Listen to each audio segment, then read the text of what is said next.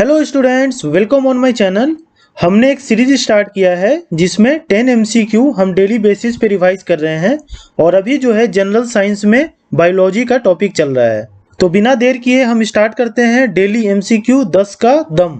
तो first question देखते हैं हम, who is known as father of zoology.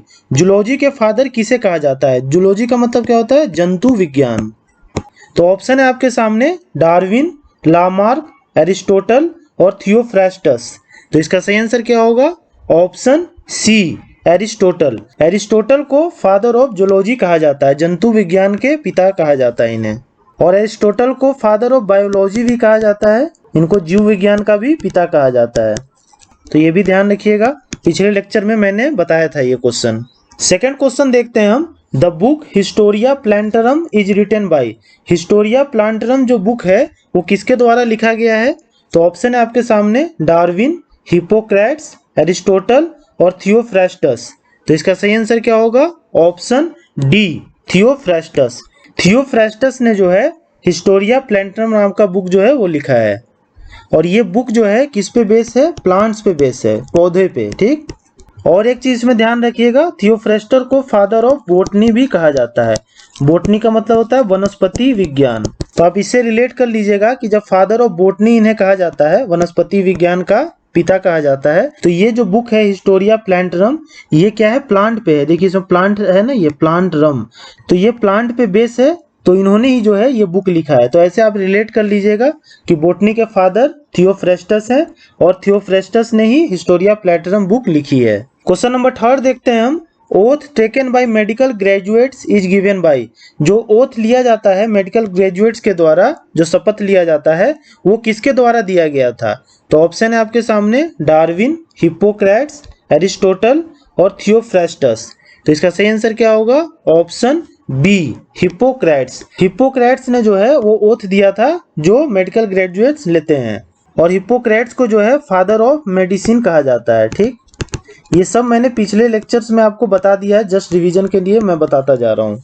Question number 4 देखते हैं हम, silviculture is the branch of botany in which we study about. Silviculture जो है एक बोटनी का ब्रांच है, मतलब कि वनस्पति विज्ञान का एक ब्रांच है जिसमें हम किसके बारे में पढ़ते हैं? तो ऑप्शन है आपके सामने culture of algae, development of forest, culture of fungi या नन ऑफ दीज। तो इसका सही आंसर क्या होगा? Option B, development of forest. Forest के डेवलपमेंट को हम पढ़ते हैं सिल्वी कल्चर में। और सिल्वी कल्चर को हिंदी में क्या कहा जाता है? जंगल विज्ञान। तो जंगल विज्ञान में हम जंगल के डेवलपमेंट के बारे में पढ़ते हैं। क्वेश्चन नंबर 5 देखते हैं हम, study of fruit is called. Fruit की स्टडी को क्या कहा जाता है? तो ऑप्शन है आपके सामने स्पर्मोलॉजी, एंथोलॉजी, पेडोलॉजी और पोमोलॉजी।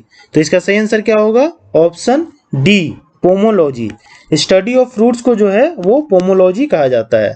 क्वेश्चन नंबर 6 देखते हैं हम, study of estimation of age of woody plant by counting annual ring.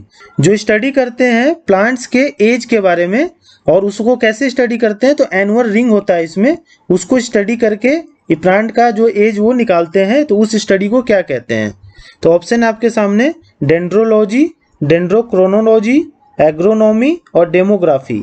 तो इसका सही आंसर क्या होगा? Option B, dendrochronology. जो स्टडी करते हैं वुड के प्लांट में जो रिंग्स होते हैं, एनुअल रिंग्स, जिस एज का पता लगाया जाता है प्लांट का, उसके स्टडी को डेंड्रोक्रोनोलॉजी कहते हैं। क्वेश्चन नंबर 7 देखते हैं हम, study of process of ageing is called.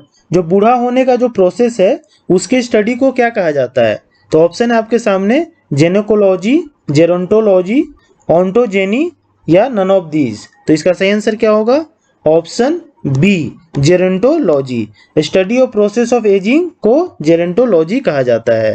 Question number 8 देखते हैं हम, study of growing plant without soil in water containing nutrients is. ऐसे स्टडी को क्या कहते हैं जिसमें प्लांट को बिना सॉइल का ग्रो किया जाता है, लेकिन किस में ग्रो किया जाता है? तो वाटर, पानी में, और पानी में न्यूट्रिएंट्स होते हैं, तो बिना सॉइल का और पानी में उनको ग्रो किया जाता है। तो ऐसे स्टडी को क्या कहते हैं? तो ऑप्शन है आपके सामने हाइड्रोटोनिक्स, हाइड्रोफोनिक्स, हाइपोटोनिक्स या नन ऑफ दीज। तो इसका सही आंसर क्या होगा? Option B, hydroponics. ऐसे स्टडी को हम हाइड्रोफोनिक्स कहते हैं। क्वेश्चन नंबर 9 देखते हैं हम, branch of biology which deals with study of identification nomenclature and classification of organism is.